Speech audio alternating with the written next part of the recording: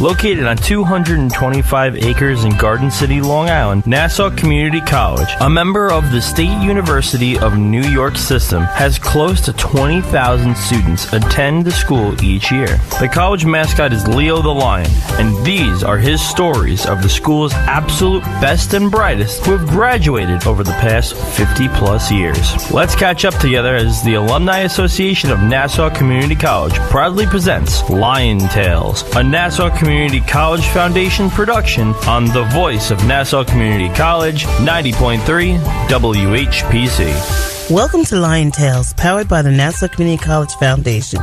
My name is Aurora Workman. I am the president of the Nassau Community College Alumni Association, and I'm here with my friend and co-host, Dr. Lynnda Nadien, a proud graduate of Nassau Community College. And together we'll share stories that will inspire, uplift, and often amuse you. Each week, Aurora and I will introduce you to alumni of Nassau Community College interested in sharing their experience here at Nassau Community College, along with the secrets to their success.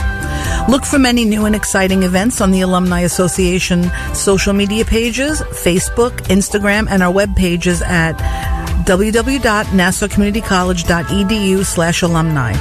If you, our listening audience, has any positive news you would like to share about Nassau Community College alumni, engagements, births, graduations, weddings, and or accolades, email us at alumni@nassaucommunitycollege.edu and we will shout you out.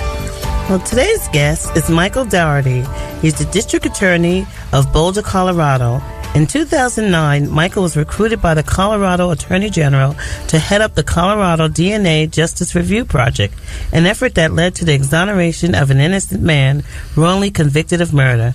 Welcome to Lion Tales, Michael Dougherty, class of 1991.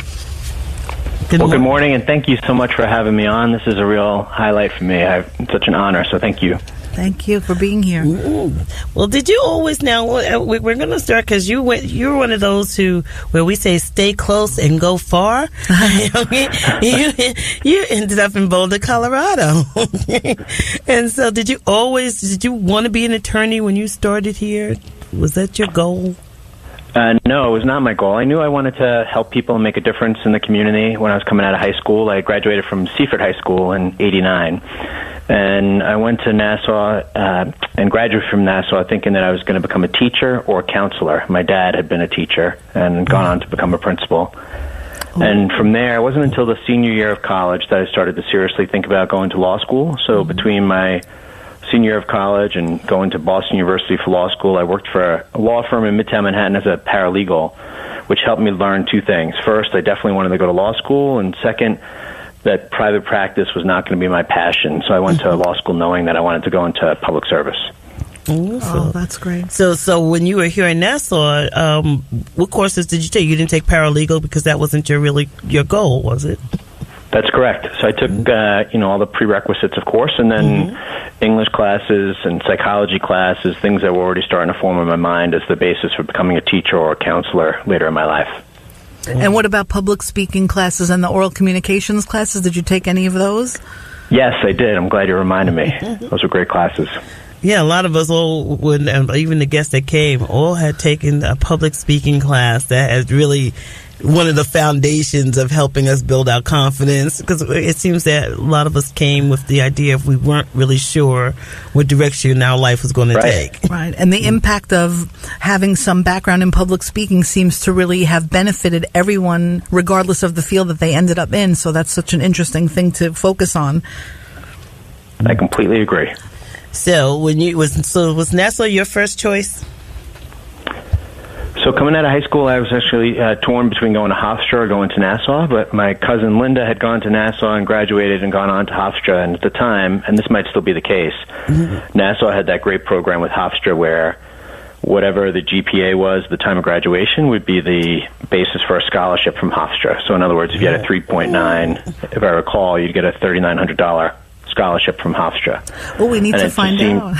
They still do that. It seemed to me that if I could save on the first 2 years of college by going to a great school like Nassau at a lower tuition and then transfer to go from Nassau to Hofstra, and then go to Hofstra for junior and senior year would be the best way to do it. That is a great way. That was my plan when I first started going to Nassau. Wonderful. That's a great plan. Well, see, at least at that age, you had a plan. A lot of us come and we're searching, and NASA has always been a great place for us to find, at least give us direction on which way we wanted to go. So that's one of the really great things. So do you remember, did you attend any student activity clubs or anything while you were here on campus? Not that I recall. When I was going to Nassau, I was working at UPS at night, which is the Garden City UPS hub just down the street from the campus. And I was also working at a deli on the weekend. So from what I recall, I was working a lot. I don't recall doing student activities at Nassau. Right. Yeah, and that's an interesting point, too, because so many of the guests have said that they had one or two other jobs besides being enrolled at Nassau and working full-time and going to school full-time. It really sort of is intrinsic of a lot of our guests that there's a very high, work ethic and making sure that you follow that path so that you can complete the courses here. And that's part of why I feel so tied to Nassau, and being on your show is a real honor for me, because Nassau helped me become the person that I am today. Because going to school in Nassau and knowing that I was paying the teachers who were standing in the front of the classroom, and that they were working incredibly hard to educate me while working at night and working on the weekends, I just came to realize how important it is to work as hard as I possibly can. And once I started to do that, I saw results that I had not seen in high school. And I realized how far I could go. And just that experience at Nassau with my fellow students and my friends who were going there as well, and working as much as I did, really formed the foundation of who I became as a person and later on as an attorney. That is great. What is one of the most memorable events that you attended at Nassau? What are one of those things that if I wasn't a student and I needed to be, what would you tell me? If you needed to be a student at Nassau? Yeah, about a memorable event that would give, because, in high school, I don't want to come for the classes, okay? I want I'm coming out of high school and going into college. We're coming for the prom, but we're not coming to learn anything. So what were some of your experiences that, were really memorable in your eyes coming on from high school to a college campus? So some of the things that I remember most about Nassau that really struck me was how accessible the teachers were, and how invested they were in my education. And they seemed to be really available after class, during classes, and anytime I needed to talk to them about what was going on in a particular subject, the teachers seemed to be just fantastic. And that was different than where I went to school later on, but certainly I think it's unique to Nassau how strong the faculty is, and that's something that always stayed with me. And as a result of going to Nassau, and by the way, my toughest class in Nassau my lowest grade was in bowling, which is a whole separate story. Bowling? We'll talk about bowling. You are listening to Lion Tales. You're listening to Lion Tales on the voice of Nassau Community College, 90.3 WHPC. I am Aurora Workman, along with Dr. Lynnda Nadien, and our guest today is Michael Dougherty, District Attorney of Boulder, Colorado, and a proud alum of Nassau Community College. So we were just talking about bowling. Bowling, yes. Everyone remembers bowling. That was our phys ed requirement. I bowled a 157.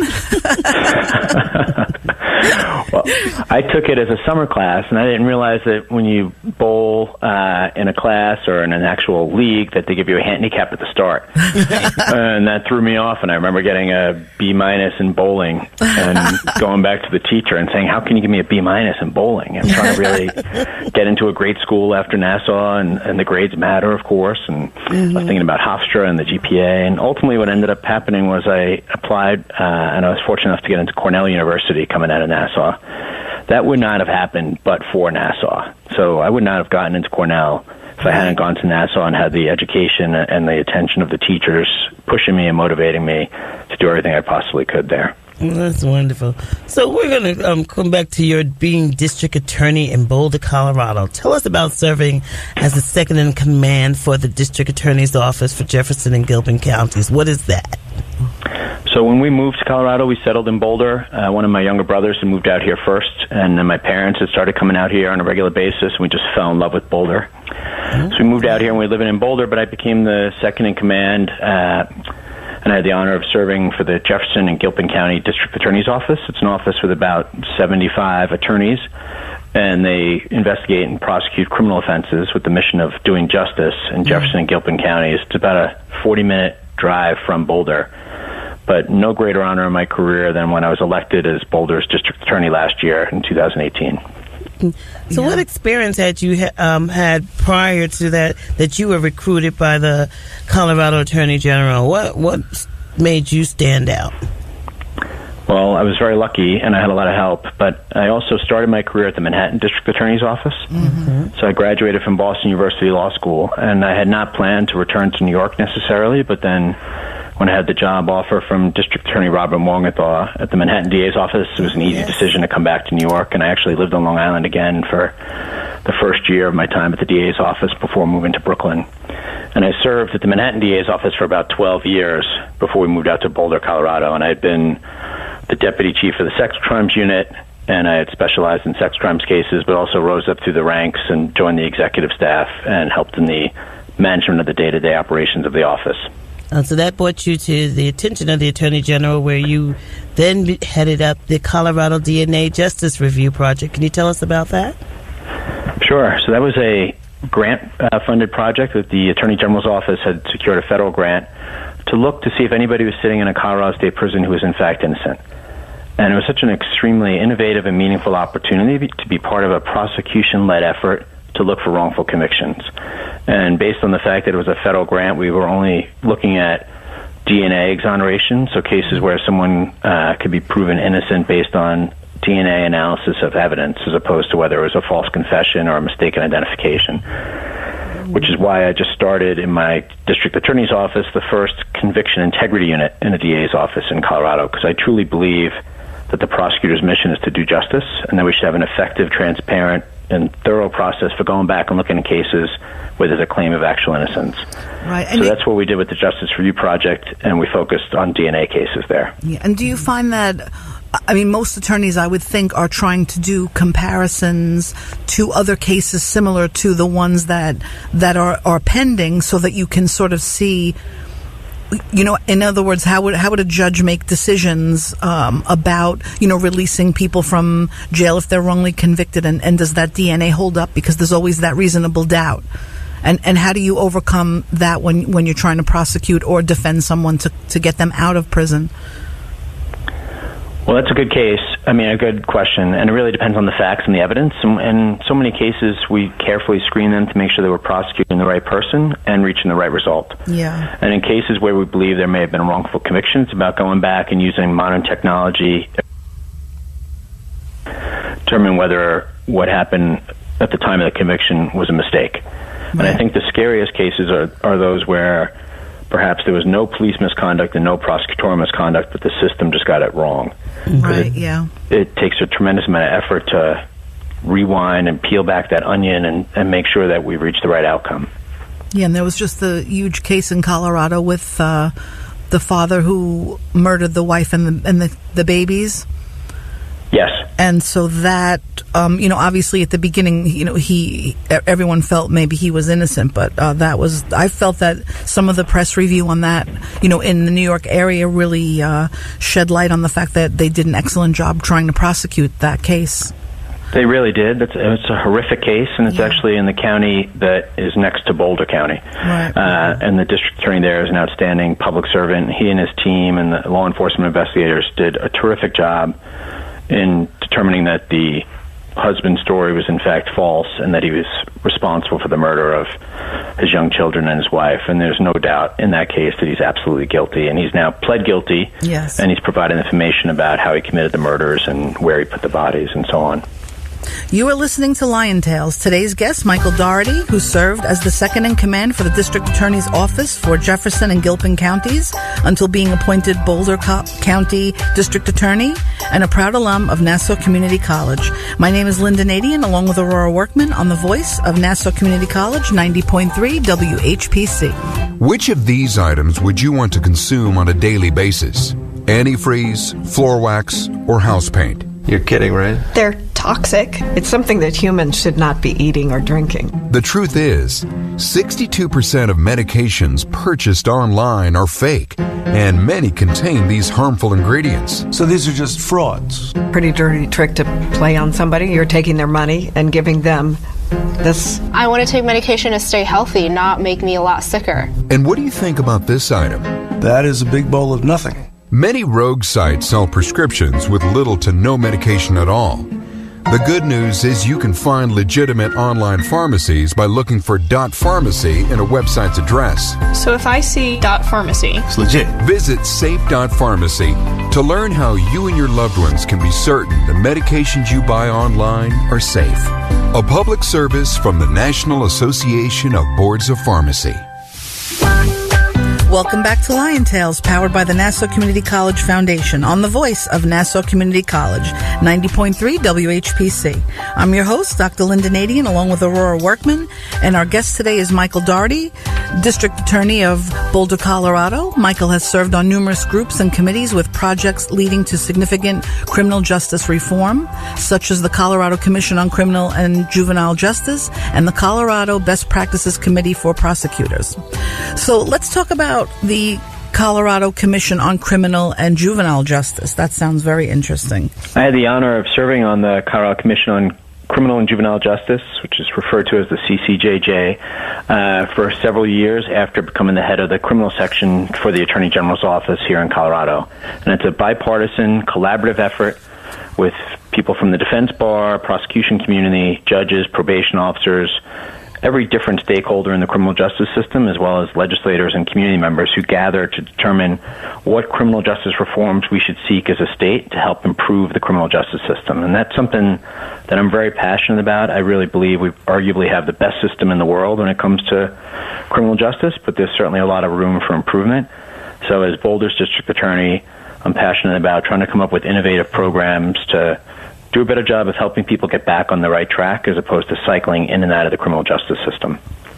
Yeah, it's true. We spoke about that a few times on our show as well with certain guests in terms of rehabilitation and mentoring when offenders do come out and they're back into society. How do they function? And what are you seeing on your end as a prosecutor? Well, in Colorado, it's a particular focus for me in that we have 48% of everybody released from state prison back in state prison within 3 years. Wow. That means if 10 guys got out of state prison yesterday, 5 of them will be back in state prison within 3 years. And to me, that highlights the need for us to focus more on rehabilitation and helping people make a successful reentry. Exactly. But ideally, we're doing a better job on the front end and helping them from even going to state prison in the first place. Mm-hmm. So we should have more mental health programs available, drug abuse programs available, different treatment programs that can help people stay on the right track as opposed to ending up in state prison in the first place. But when they do, certainly as a society, as a country, and here in Colorado, we need to do a better job helping people make that successful reentry back to the community. Because most people who go to jail, most people who go to prison are coming back into our communities. Right. So yes. we're not only failing them, we're failing future victims, the community members, and the taxpayers if we allow this cycle just to repeat over and over and over again. Yeah, and it's as educators and people that work with young children, especially young black boys, because again, it's the school to prison pipeline that we're looking at, especially in New York State. Right. We're trying to prevent. We want the boys to be able to read and write and not be labeled as bad or potential parolees, which a lot of the social media portrays them as that as well. And our goal is to make sure that they get a great education and that they can be successful in life. So how do you think we can work with some of the younger students before they get into the middle school and high school and that type of that pattern that seems to be part of their life, even if they don't want it to be? Well, as a son of a teacher and principal, I strongly believe in the value of education, and I think we should do more just as a country in making sure that everyone, including and especially those who are in low-income neighborhoods, are getting a great education when they go to middle school and high school, and that the teachers are supported not just financially, but across the board. I think that's part of it. I also think having more drug treatment programs and mental health programs available in the community is absolutely key. So we just started a mental health diversion program in my office to divert low-level offenders who are in the midst of a mental health crisis out of the jail as early as possible, connected with mental health treatment in the community, and it's being funded by the state of Colorado. And they've identified Boulder as a pilot site for this project, and we also have federal grant funds for it. But that's the kind of work we need to do. I think when we look at the opportunity we have as a culture to shape people's lives through education, but also through their own community, we should take every opportunity to help people get on a great path, as opposed to ending up going into the criminal justice system, because that tends to cycle over and over again, and it could really damage someone's life, and then you end up with them going and committing a worse offense and going to state prison. Right. And do you find that true for women and men that have been incarcerated, that when they're coming out within 3 years they're back in? Is that true for women as well? I would have to check. I haven't looked at a gender breakdown of that. Yeah, because we do see a lot more younger women between, let's say, 25 and 35 that are serving time for misdemeanors and felonies, and I think it's becoming more difficult for them as well, and probably based on a lot of mental illness and or lack of education as well. Right. And so, tell us, you were talking about the first Conviction Integrity Unit. How does that fit into this reform that you have? Well, it does in two ways. First, as I say, my belief is that the prosecutor's mission is to do justice, not to rack up convictions like notches in a gun belt, but rather to make sure that we're reaching the right outcome in every case. So the Conviction Integrity Unit, which we set up in collaboration with the defense bar. So I actually have defense attorneys in the Boulder community who help set up the project and who play an advisory role in our Conviction Integrity Unit, participating in it to make sure we're not just looking through the lens of a prosecutor or the lens of law enforcement. So they help us in this effort, and we're going to go back and continue to look at cases where there's a claim of actual innocence to determine if the system got it wrong, whether it be due to misconduct or just a mistake. But either way, I think that's part of the prosecutor's responsibility of doing justice in every case. And the second part of it, and I didn't really fully realize this benefit until we announced it to the community at the start of the Conviction Integrity Unit, is that the community, the population, wants to believe that government is transparent and has integrity. And arguably right now that is under attack. People believe that the government doesn't have integrity at certain levels or at different places. So I didn't fully realize the positive impact it would have on the community when I first announced we were starting the Conviction Integrity Unit, how much it would mean and how much faith and trust people put in the DA's office as a result of that. And I think the more we can enhance the trust between members of the community and law enforcement and the criminal justice system, the better we do for everyone. Because if people are scared to call 911 or don't trust the police or don't want to show up for jury service because they don't believe in the system, we end up with cases not being solved or resolved the right way. So building and enhancing that trust is something that's important to me through community outreach, but also through the Conviction Integrity Unit. Thank you. You're listening to Lion Tales and the voice of Nassau Community College, 90.3 WHPC. My name is Aurora Workman, along with Dr. Lynnda Nadien, and our guest today is Michael Dougherty. He was an adjunct professor at the University of Colorado Law School, the University of Denver Stern School of Law, and at Fordham University. And he's the newly elected district attorney of Boulder, Colorado, and a proud alum of Nassau Community College. So what has been the most satisfying leg of your journey thus far? I would say this even if I wasn't on your show, but I think the most satisfying leg has been going to Nassau Community College. Good answer. I really mean it. When I went to Nassau, I don't know if all my high school teachers would believe that someday I would have ended up becoming the elected district attorney of Boulder, Colorado. But Nassau changed and helped develop who I am as a person. And I had incredibly loving and supportive parents, and I come from a great family and a lot of strengths and advantages that were given to me. But I will say that Nassau changed how I viewed what I could do with my life and realized how much I could do if I worked incredibly hard. So I look back on my time with Nassau as extremely fond, but also I look back and I think I'm very lucky to have gone there because it really changed the trajectory of who I am as a person and as a professional. I just learned to work incredibly hard between going to UPS every night. So I go to Roy Rogers and I go to Roy Rogers and throw down a sandwich or a burger while studying, then run over to UPS and then to work at a deli on the weekends, and just the friends that I had from high school who were still in the area. And I think that's one of the special things about going to Nassau Community College. You maintain a longer and stronger connection with your friends who to this day are some of my closest friends. I think all those things helped me become the person who I am. So I really think Nassau is the absolute answer to that question. Well, we are so proud of the person that you have become, and that is the testimony of many of the students and graduates that have gone through Nassau. I mean, and including myself, that Nassau Community College had changed the trajectory of my life, and so forever I will be grateful for that. Yes, we will be. So, as we were talking about how Nassau has changed the trajectory of our life, what is it that and it was great because you said you followed your young brother to Colorado, and then your parents came with you? So one of my younger brothers, my brother Jim, had moved out to Colorado. He was very much into cycling at the time, and he was a physician assistant. So my wife and I would come out here on vacation because, like good public servants, you go on vacation where you could stay for free. Out here and stayed in his house and just fell in love with Boulder, as had my parents. So my parents had sold their house in Long Island, bought a place in Boulder, and they were renting an apartment in Brooklyn. So they're spending time both in Brooklyn and in Boulder.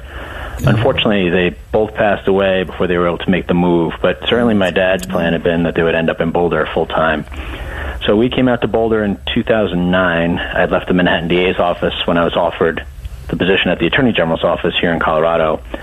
And we have twins who are now 11 years old. So we wanted to raise them out here in Colorado, and that's what had prompted the move to Boulder. Oh, what was it about 2007 that we all have children the same age? Yeah. It was, it's been really good to see someone who has journeyed so far and still committed to public service. I think that Nassau creates a lot of great public servants. We come out with a servant attitude in leadership, and so we are very proud of what you are doing there in Boulder, Colorado. Yeah, there's a huge connection between so many of our guests and their aspirations to leadership and really changing the dynamics in all of the communities, and the fact that you're doing it now in another state is really significant as well. What are some of your hobbies? So I really enjoy trail running, and that was part of the push for us to come out to Boulder. So I do these ultra races where I've run marathons, but ultras are anything longer than a marathon. So I've run 50 milers and 100 milers, which, believe me, training for my first 50 miler while living in Brooklyn was terrific because I'd run all around New York City for 5 or 6 hours at a time, but nowhere better to do it than out in the woods of Colorado. So that's what we started coming out here to do these races, and that still remains one of my hobbies and passions, although with every passing year I find that it gets a little tougher. But I really do love it, and I really appreciate what you said about public service. To me, finding a job that we feel passionate about, that we love doing, is so incredibly important because life is too short and too precious for anything less. So my hobbies include the work that we do, trail running, but also a lot of time with my kids. And so, Michael, are you going to be running for any other office? Like President of the United States? I think I'm one of a few people who's not currently running for President of the United States. No, I'm kidding. Everyone else is. I love the work we're doing at the Boulder DA's office. I have no plans to leave. As long as the people of Boulder are willing to have me, I would love to continue on as district attorney. And sounds like they're very lucky to have you. Yes. We'd like to thank our guest. Thank you. Yes, we'd like to thank our guest, Michael Dougherty, the district attorney of Boulder, Colorado, and a proud alum of Nassau Community College. Thank you so much for having me on. It really has been a great honor. We want to thank you for being with us. My name is Dr. Lynnda Nadien, along with my fabulous friend, Aurora Workman, president of the Nassau Community College Alumni Association. The creative director of Lion Tales is Rudy J. Breedy. This show is a production of the Nassau Community College Alumni Association. Visit nassaucommunitycollege.edu/WHPC for more information. Available as a podcast on iTunes, Android Podcasts, and Spreaker. Lion Tales is powered by the Nassau Community College Foundation on the voice of Nassau Community College, 90.3 WHPC. We'll talk to you next week.